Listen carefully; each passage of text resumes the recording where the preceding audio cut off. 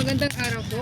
Kami po ay nagsasagawa ng isang akademikong pag-aaral na pinamagatang Factors Influencing Protective Gear Utilization among Motorcycle Riders in Lingayen, Pangasinan. Hinihiling po namin ang iyong pakikilahok sa panayam na ito upang maibahagi ang iyong kaalaman at karanasan bilang traffic enforcer. Lahat po ng impormasyong inyong ibibigay ay gagamitin lamang para sa matagumpay na pasasakasparan sa pananaliksik na ito at para sa akademikong layunin lamang. Tinitiyak po namin na ang iyong mga sagot ay mananatiling confidential at hindi gagamitin sa anumang layunin maliban sa pag-aaral na ito. So sir, ano pong pangalan niyo po sir? Kim Anthony Ferrer. Kim Anthony Ferrer. Ano pong position or designation niyo po? Traffic enforcer sir. Opo. Traffic enforcer. Years of service as traffic enforcer sir. Ilang years na po kayo nagtatrabaho as a traffic enforcer? 7 years. 6. So, sa part 2 na po tayo, sir, mga tanong na po.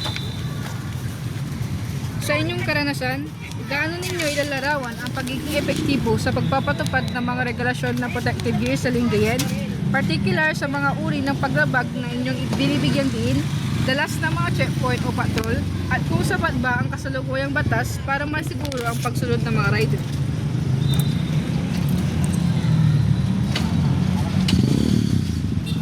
Sapat po.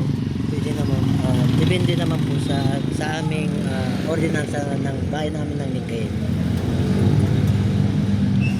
Kung ano po yung ibaba po sa amin ng sangguniang bayan ng ordinansa, yun din po yung papatupad natin. Sa tingin niyo ba sir, sapat po ba yung mga kasalukuyang batas dito sa Lingayen? Opo, sapat naman po.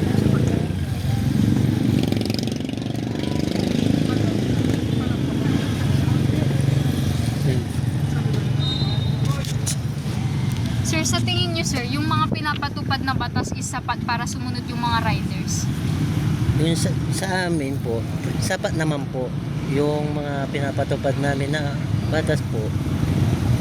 Karamihan naman po sumusunod po sila. Bali, mahigit sabihin natin 16% yung sumusunod, 60% yung sumusunod. Bali, 20%. Out of 100? Opo. Out of 100%, 60% lang po yung mga tao sumusunod. Opo. Mga ano lang po, mga 10, mga 15, 10, ganun yung talagang yung mga arrogante, ganun. May talagang Out of 100 po. opo. Pangalawang tanong sir, ano ang mga pinakakaraniwang paglabag sa protective gear ang inyong naobserbahan at alin sa mga ito ang itinutuloy ninyong pinakanakakaalarma sa kaligtasan sa kalsada, lalo na kung isasalang-alang ang karaniwang pagtugon o reaksyon ng mga rider kapag sila ay inuhuli? Number 1, ang protective helmet po. Yung helmet po yung number 1. Kaso lang, sa tagal po ng umpisan 2019 hanggang ngayon, madami pa naman yung hindi sumusunod sa atin ordinansa na yung protective helmet.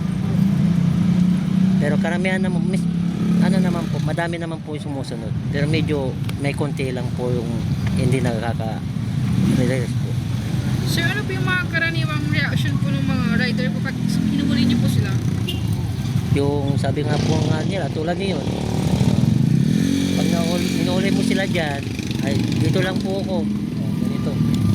Kasi makikita nyo naman talaga kung sumusunod sila sa batas, di ba? Kahit walang traffic yung punsa kung talagang sumusunod sila sa batas, hindi sila tutuloy ng ganyan. Di ba?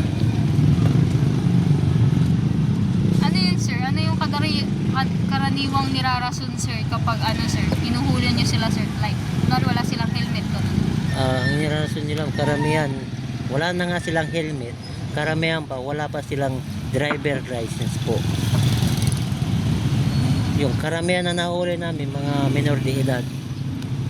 Kabataan, mga estudyante. Pangalawang tanong sir, ano-ano ang mga pangunahing salik na nakakaapekto sa pagpapatupad ng mga regulasyon sa protective gear at paano naapektuhan ng mga elemento gaya ng kakulangan sa tauhan, kagamitan at kooperasyon ng publiko ang tagumpay ng mga operasyong ito? Okay, ulit mo. Ano-ano ang mga pangunahing salik na nakakaapekto sa pagpapatupad ng mga regulasyon sa protective gear at paano naaapektuhan ng mga elemento gaya ng kakulangan sa tauhan, kagamitan at kooperasyon ng publiko ang tagumpay ng mga operasyong ito. Ang masasabi ko ma'am, kulang po kami sa tao. Tao po. Opo. Kulang po kami sa tao, lalo na sa mga madaming violator po, yung mga hindi sumusunod sa ordinansa, lalo na mga tulad yan, yung mga tricycle natin sa Lingayen na karamihan na pumapasada na walang prangkisa. Karamihan ng walang prangkisa ay yung walang prangkisa po, karamihan gumagawa sila na, yung kumbaga sila yung malakas na mahirap, okay? Ang tawag dito, yung mahirap sakyan kung walang prangkisa, lalo na kung kunyari ganyan, sample, walang control number ng ganyan, sumakay ka tapos may nahulog ka, hindi na nila maibabalik tulad ganun po. Sa mga ano naman sir, mga kagamitan nyo po, like ganito po sir, Kompleto naman po. kompleto na. Opo. Sa akin kompleto naman po ako, pero yung body cam ata ito tapal, Yun po yung nagkukulang. sa akin meron po yung ginagamit.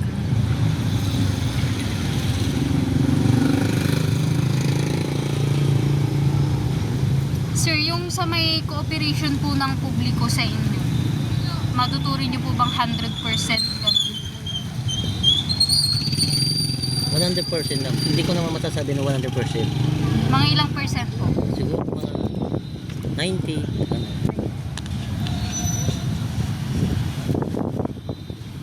Sir, di ba sir, sabi niyo sir, kulang po kayo ng tauhan sir, mga posto personnel, tas mga iba sir, wala pong mga radyo, tas ano po yun sir, body cam, wala Body po kayong cam. body cam ganun sir, tas yung mga iba wala pong radyo. Opo.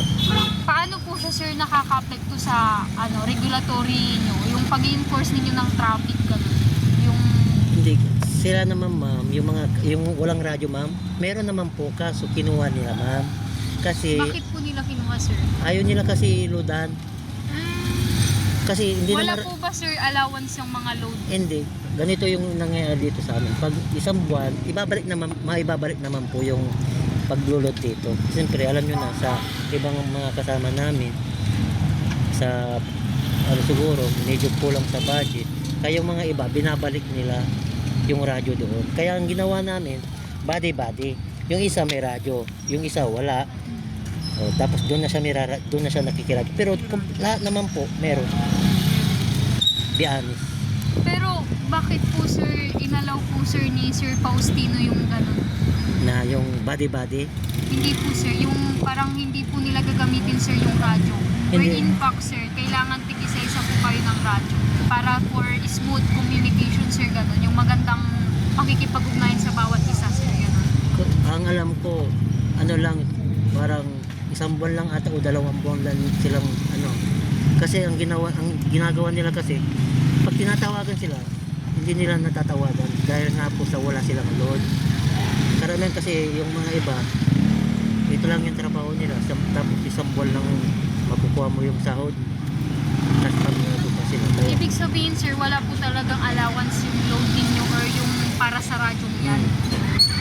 Bali parang sariling bulsa nyo Opo. sir yung pinaglo-load Opo. ninyo.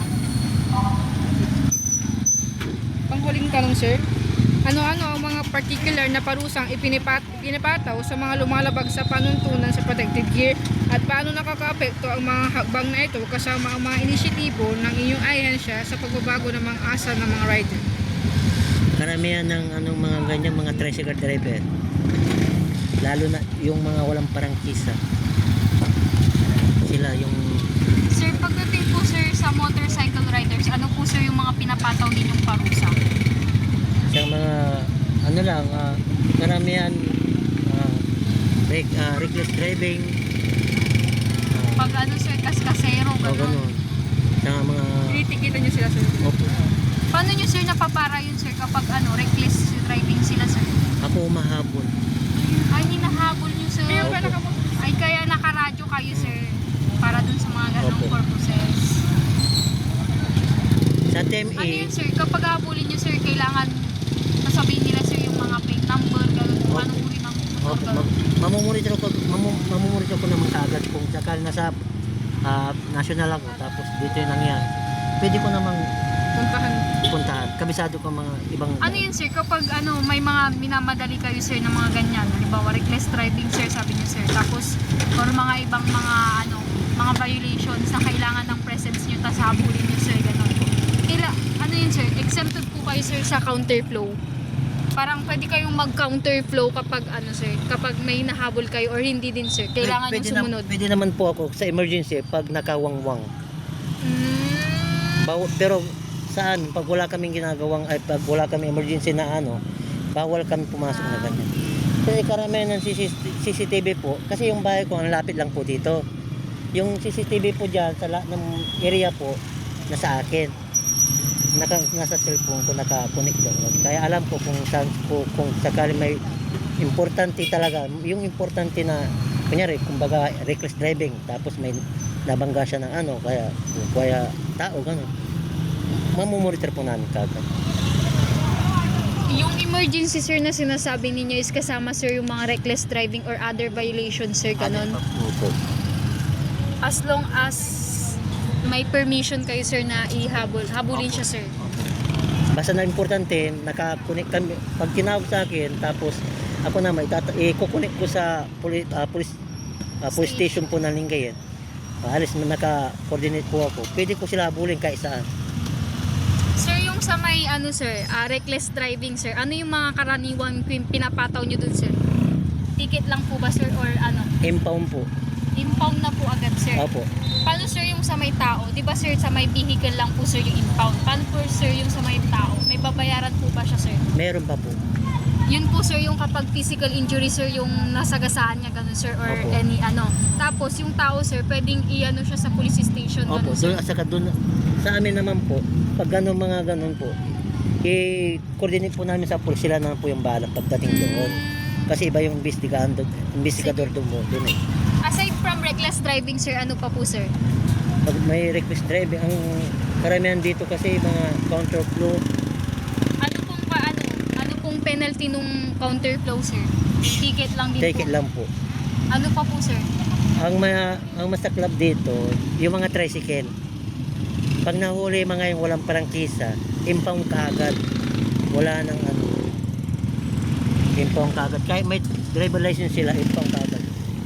Sir, kapag sa motorcycle rider sir, or mga motorcycle, mga vehicle sir, ano pa sir yung mga wala na sir? Opo. Reckless driving, Sa amin dito, karamihan kasi License, dito, walang lisensya, side mirror, no Bike. plate, no travel, muffler, ganun. Pero ang mahal dito yung muffler. Talaga impound yan, tapos yung tambukso mo, tatanggalin niya, magbabayad ka pa. mga magkano sir yung bayad kapag impound? Mahal daw. Opo, ang alam ko, pero hindi ako sure kasi Estimate nyo lang po sir. 2.5 ata. 2.5. Kailangan din po ba sir, chine-check nyo din po ba sir yung mga placer ganun? Opo. Meron din po yun sir sa ticket ganun? Meron din po. Yung blazer, depende na po yung po sa offline sita. Pag may kasama kaming pulis. PNPN po sa checkpoint po. Opo. Sige po. So sir, maraming salamat po sa inyong oras at mahalagang kaalaman. Malaki po ang maitutulong ng inyong mga sagot sa tagumpay ng pag-aaral na ito. Thank you din po.